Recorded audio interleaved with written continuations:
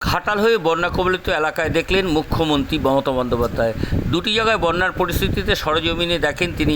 প্রথমে আরামবাগে পৌঁছান, সেখান থেকে কামারপুকুরের চটি থেকে ভার্চুয়াল মাঠে একটি অতিথি নিবাসে গিয়ে কার পার্কিংয়ের উদ্বোধন করেন। তারপরে খানাকুল সহ আরামবাগে বন্যা পরিস্থিতি ঘুরে দেখেন তিনি। ঘাটালের বিবেকানন্দ মোড়ে উপস্থিত হন। সঙ্গে ছিলেন ঘাটালের সংসদ দেব, মন্ত্রী মানস ভূঁইয়া, শিউলি সাহা, জেলা সভাপতি অজিত মাইতি এবং জেলা নেতৃত্বরা। এছাড়া অনিয়ন্ত্রিতভাবে জল ছেড়েছে ডিবিসি বলতে শোনা যায়, তাতে বহু এলাকায় প্লাবিত হয়েছে। দুর্গতর পাশে আছে রাজ্য সরকার। ডিবিসি থেকে একাধিকবার ডিবিসিকে নিয়ে ক্ষোভ প্রকাশ করতে দেখা যায় মুখ্যমন্ত্রীকে। আগামীকাল বুধবার ঝাড়গ্রামে পৌঁছবেন তিনি। সেখান থেকে হয়ে একাধিক কর্মসূচি রয়েছে। ঘাটালের পাঁশকুড়া এবং রাজ্য সরকারের দুধারের জনতার উল্লাস এবং জননেত্রীকে হাত নেড়ে অভিনন্দন জানাতে দেখা যায় ঘাটাল ও পাঁশকুড়া রাজ্য সরকারের দুধারের জনতার উচ্ছ্বাস। জননেত্রীকে হাত নেড়ে অভিনন্দন জানান ঘাটাল এবং দাসপুরবাসীর অনুপ্রাণিত করছেন। 24 ঘন্টা ইন্ডিয়া টিভির প্রতিনিধির বিশেষ প্রতিবেদন। কেটে কেটে লিখতে হবে।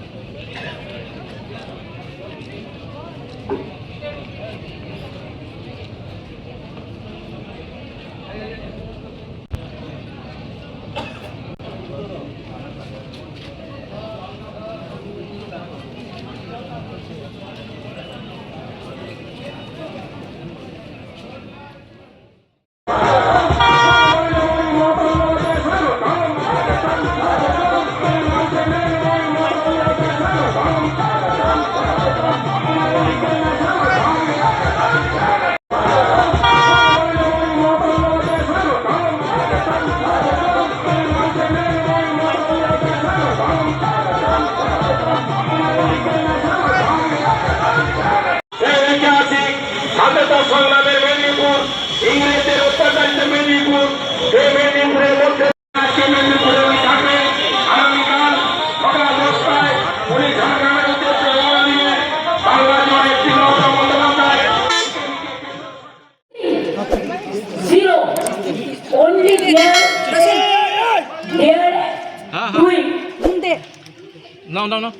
একটা ওয়ার্ডে বলতে চাই, it is atrocious terrible to Bengal and বাঙালি যারা বলে, বাংলা ভাষা যারা বলে, অন্য ভাষাটা আমি সম্মান করি, আমি কোনো ভাষাকে অসম্মান করি না, সব ধর্মের লোক কিন্তু আমার মাতৃভাষাকে যেন কেউ অসম্মান করার চেষ্টা করতে না পারে, তাহলে কিন্তু আমাদের থেকে কি বলবো মাভরি বলে এগিয়ে চলার শক্তি আমরা আমাদের মনীষীদের কাছ থেকে যেটা পেয়েছি, এটা নিয়ে আমরা চলবো। আর বাদ ভেঙে দাও অত্যাচারের বাদ ভেঙে দাও, আমরা ভাঙবো। আপনারা দেখছেন 24 ঘন্টা ইন্ডিয়া টিভি, সর্বদা সবার পাশে, সবার মাঝে। আজ এ পর্যন্ত। সঙ্গে রাখুন 24 ঘন্টা ইন্ডিয়া টিভি। দেখতে থাকুন সব জেলার সব খবর সবার আগে 24 ঘন্টা ইন্ডিয়া টিভির পর্দায়। নমস্কার।